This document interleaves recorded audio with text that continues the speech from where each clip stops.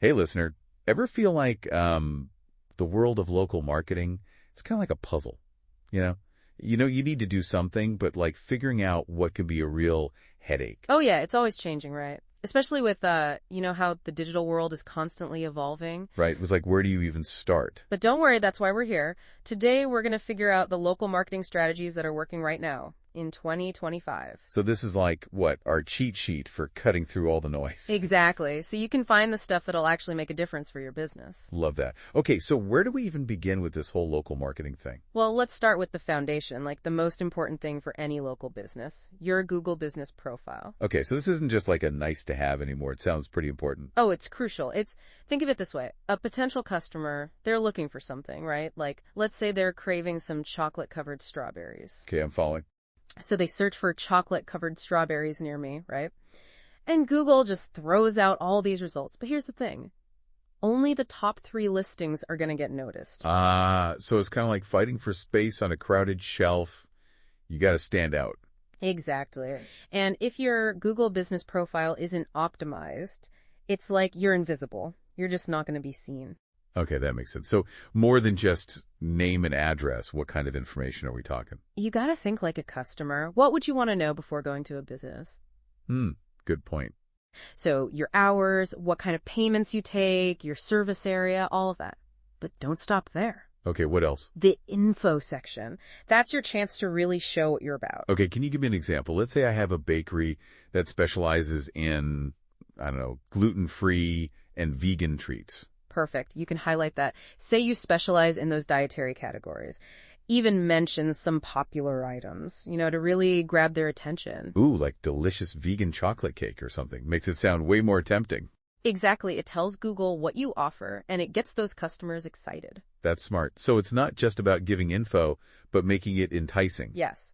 And don't forget pictures, high-quality photos of your treats, your storefront, even your staff. People want to see what they're getting. Oh, that's a good point. Like before you even step foot in the place, you kind of get a feel for it. Exactly. All right, now let's talk about something else that's really important. Online reviews. Okay, yeah.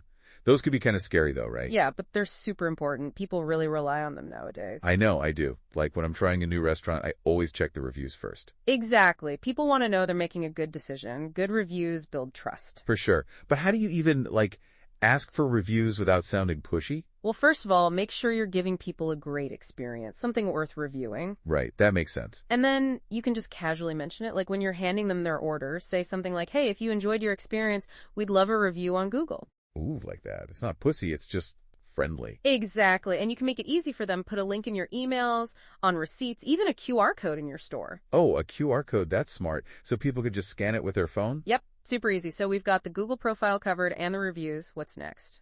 What else is there? The website. And I know you're thinking, ugh, SEO. That sounds complicated. Well, maybe not exactly that. But yeah, SEO can be a little intimidating. I get it, but it doesn't have to be. Let's break down a few things you can control. First up, your title tag. That's the blue clickable headline on Google. Oh, yeah, I think I've seen those. So what makes a good one? It needs to be catchy, informative, and include keywords that people actually search for. So instead of just saying, like, Maria's Bakery, I might say, Maria's Bakery, gluten-free and vegan treats in my city. Bingo! Now you're talking. You've told Google exactly what you do and where you are. Okay, title tag, check. What's next?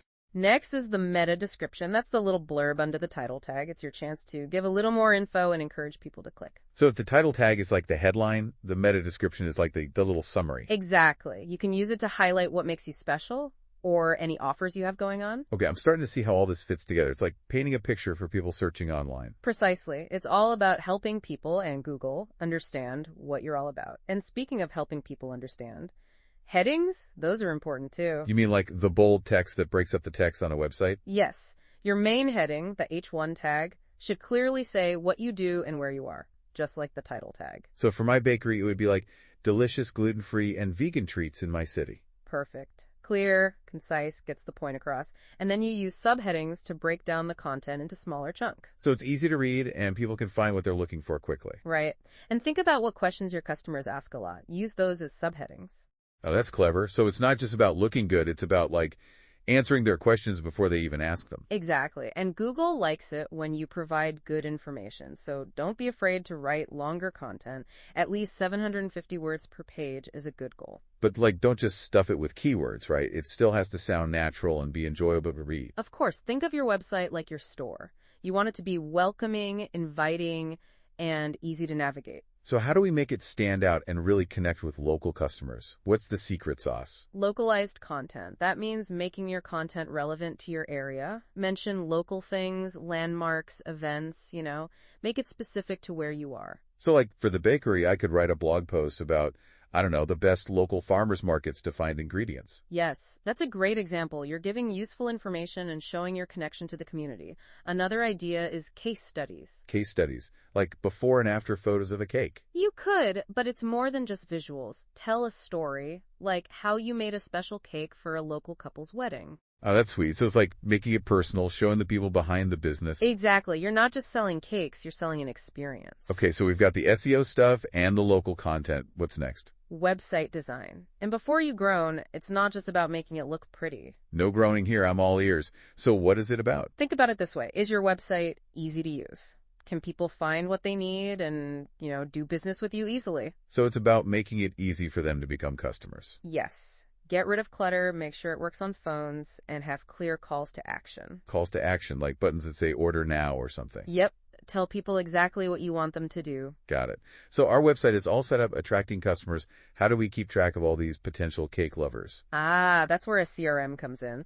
Customer relationship management. It's basically a system to help you organize and manage your customer interactions. I've heard of CRM, but I don't really get what it is. Like, is it just a fancy address book?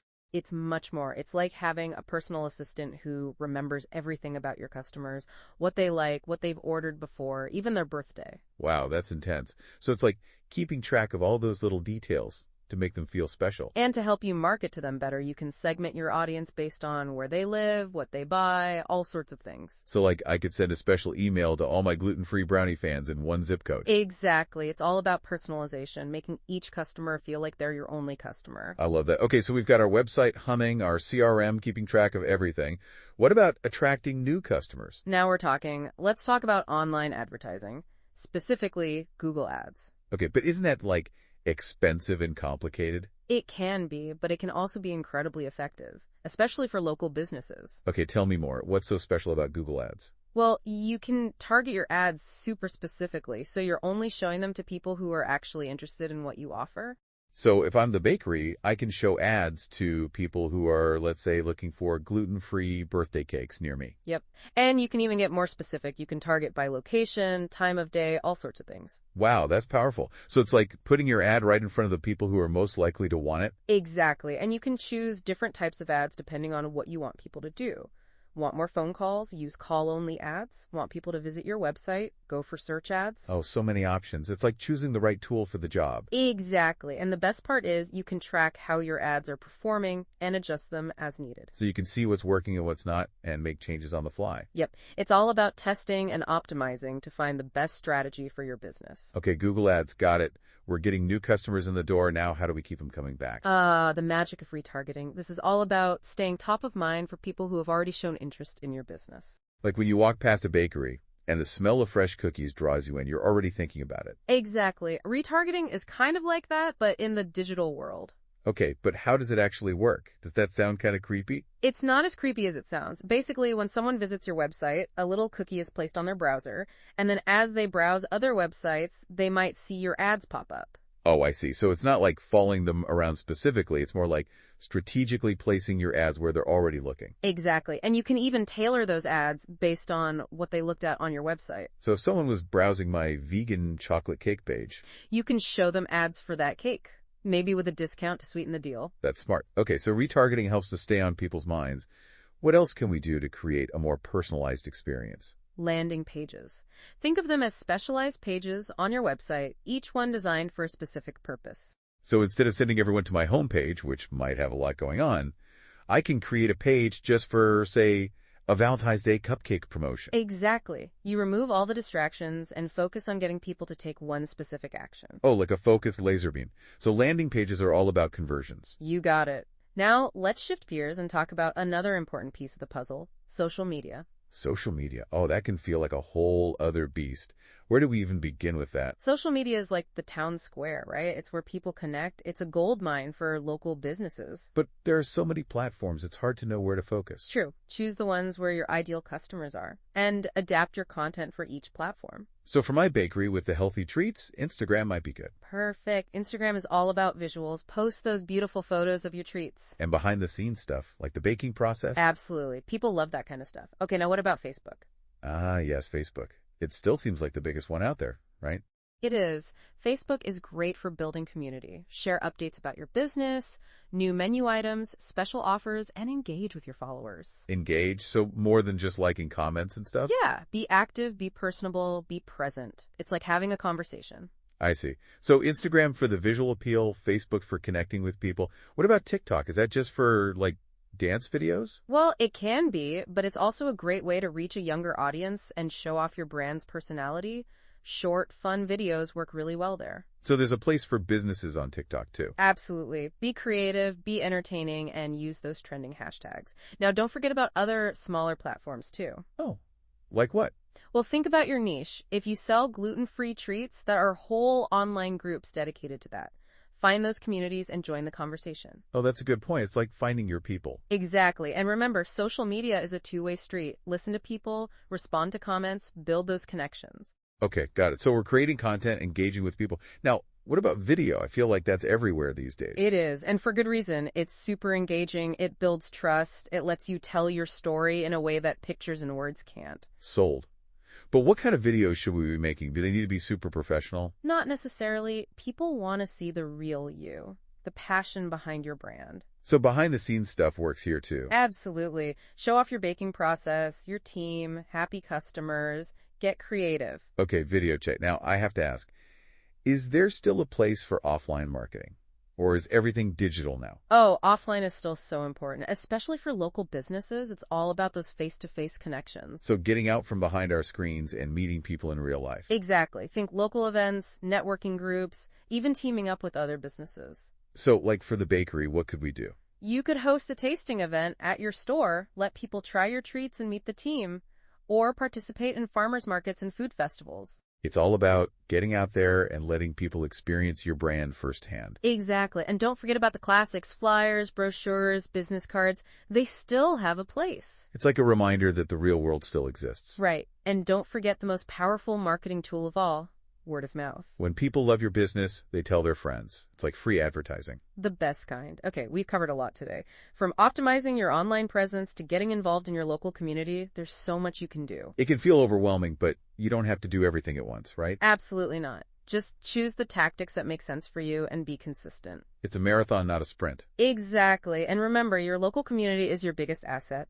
Build those relationships, give people a great experience, and watch your business grow. So well said. Now, before we wrap up, here's a little something to think about.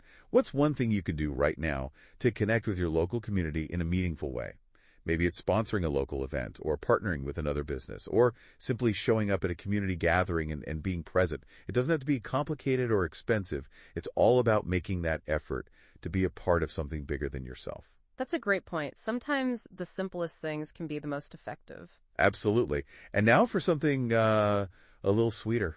Ooh, are we talking about Gourmet Treats by Mare? Next time you're craving something sweet, do yourself a favor and check out Gourmet Treats by Mare.